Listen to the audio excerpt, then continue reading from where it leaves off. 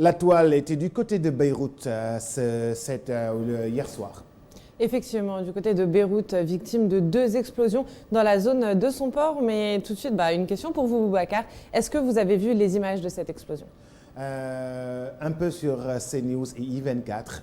Je suis allé voir un peu quand j'ai été informé. Je suis allé voir, mais j'ai vu que c'était un peu horrible. Effectivement, c'est dramatique et sur Twitter, certains internautes ont décidé de nous montrer de plusieurs angles un peu ces deux explosions. Alors je vous propose tout de suite de regarder ce que ça a donné, ce qu'il s'est passé hier dans la capitale libanaise, près du port.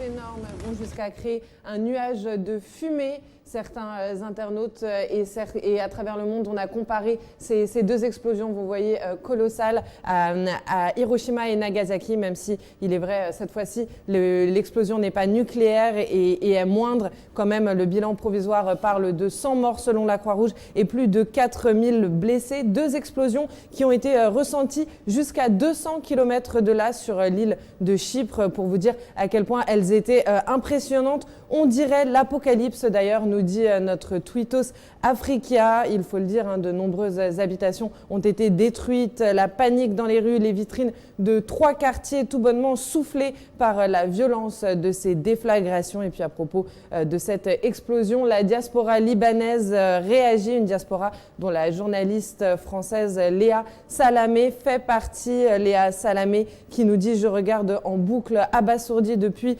des heures les images de la ville où je suis née, éventrée, détruite. Je regarde les rues de mon enfance balayées par l'explosion. Beyrouth est à terre ce soir, je suis loin d'elle, j'ai le cœur brisé ». Un tweet repris plus de 8500 fois et retweeté plus de 1300 autres fois. Vraiment, cet événement a choqué le monde entier. La diaspora qui pense aussi à leur famille, à leurs proches restés là-bas. Le Premier ministre l'a dit, en cause 2750 tonnes de nitrate d'ammonium stockées dans un entrepôt du port de la capitale, et ce, sans aucune mesure de protection. S'il assure que les responsables seront traqués et punis, il n'en reste pas moins que le mal est fait. C'est ce que nous montre d'ailleurs le compte Twitter de Conflit qui nous dit flash, si et seulement si le stock de nitrate d'ammonium a entièrement explosé à Beyrouth. L'explosion correspondrait à environ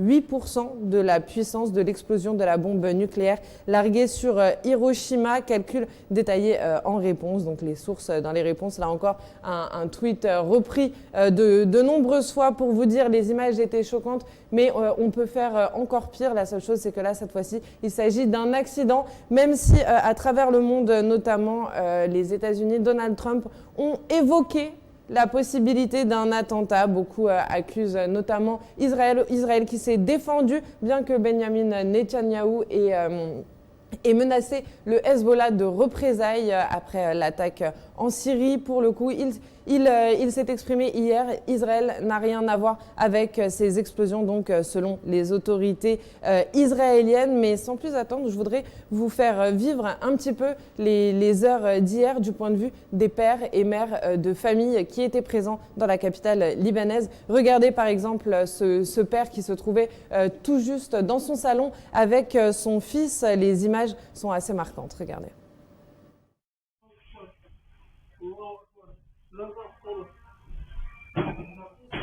De le cacher sous la table, la réaction d'un père qui ne souhaite que protéger son enfant. Une autre réaction saluée sûrement par les parents de cette petite fille, les parents qui avaient laissé leur fille avec la bonne à la maison, la bonne qui a tout simplement elle aussi sauvé cet enfant haut comme 3 pommes qui aurait pu être soufflé par les déflagrations. Vous voyez, elle passe l'aspirateur jusqu'ici. Tout va bien. Et là, au moment où les fenêtres s'ouvrent, la petite petite fille manque d'être emportée par le vent. La femme de ménage a le réflexe de la prendre avant de quitter la pièce. Encore une fois, ce sont des images très choquantes. À noter que la France, Israël, le Qatar, les États-Unis, le Canada, l'Irak, mais aussi l'Allemagne et le Royaume-Uni ont répondu à l'appel du Premier ministre libanais Hassan Diab qui demandait urgemment l'aide des pays amis et des pays frères. Voilà, c'était pour ce qui s'est passé hier au Liban, à Beyrouth, dans la capitale.